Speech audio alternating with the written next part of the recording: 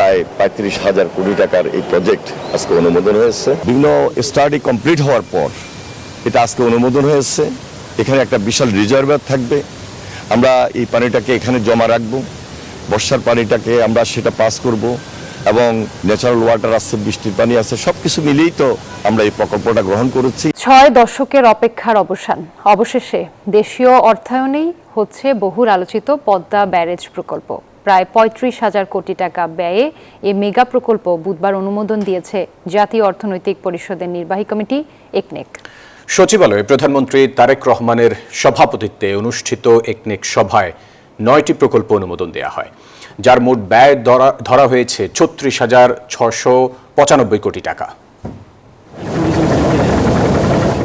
দেশের দক্ষিণ পশ্চিমাঞ্চলের পানি সম্পদ ব্যবস্থাপনা এবং Spanish digital print tiles, ATI tiles, এক টাইলসে জীবন পার। কৃষিতে যুগান্তকারী পরিবর্তন আনতে রাজবাড়ীর পাংশায় পদ্মা ব্যারাজ প্রকল্পের পরিকল্পনা হয় ১৯৬০ সালে, কিন্তু প্রতিবেশী দেশের কোনো ক্ষতি হতে পারে এই শঙ্কায় গত ৬ দশক ধরে আলোর মুখ দেখেনি এই প্রকল্প। অবশেষে বুধবার অবসান হল দীর্ঘ প্রতীক্ষার। বুধবার একনেকে পাশ হল ৩৪,৩৪৭ কোটি টাকার এই মেঘা প্রকল্প। প্রতিবেশী দেশের কোনো ক্ষতি হবে না নিশ্চিত হয়েই প্রকল্পটি বাস্তবায়নে সায় দিয়েছেন প্রধানমন্ত্রী তারেক রহমান। প্রকল্পের পুরো অর্থই যোগান দেবে সরকার। এর মাধ্যমে ফারাক্কা ব্যারেজের নেতিবাচক প্রভাব মোকাবেলা, পদ্মায় পানি সংরক্ষণ এবং কৃষি জমিতে সেচ সুবিধা নিশ্চিত করা সম্ভব হবে। প্রায় ৩৫,০০০ কোটি টাকার এই প্রজেক্ট আজকে অনুমোদন হয়েছে। বিভিন্ন স্টাডি কমপ্লিট হওয়ার পর এটা আজকে অনুমোদন হয়েছে। এখানে একটা বিশাল রিজার্ভার থাকবে।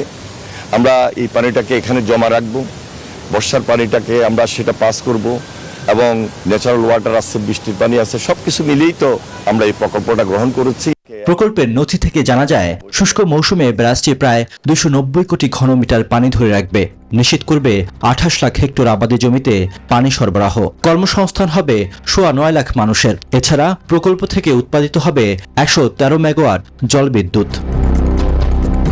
এদিন ৩৬,৬৯৫ কোটি টাকা ব্যয়ে ৯টি প্রকল্প অনুমোদন পেয়েছে একনেকে। এর মধ্যে রয়েছে চট্টগ্রাম মুসলিম ইনস্টিটিউট সাংস্কৃতিক কমপ্লেক্স স্থাপন, জেলা শহরে মা ও শিশু কল্যাণ কেন্দ্র উন্নীতকরণের মতো গুরুত্বপূর্ণ প্রকল্প। এর সঙ্গে আরো ৬টা প্রকল্প অনুমোদিত হয়েছে, যেগুলা খুব বেশি দৃশ্যমান সহসায় আস্তে আস্তে হবে। এটার মধ্যে এগুলা কিছু সংশোধিত ছিল। অনুমোদিত এসব প্রকল্প বাস্তবায়িত হলে অবকাঠামো নির্মাণ, স্বাস্থ্যসেবা, জ্বালানি এবং পানি ব্যবস্থাপনায় গুরুত্বপূর্ণ অগ্রগতি আসবে বলে মনে করছে সরকার। রিয়াদ সুমন, নিউজ 24, ঢাকা।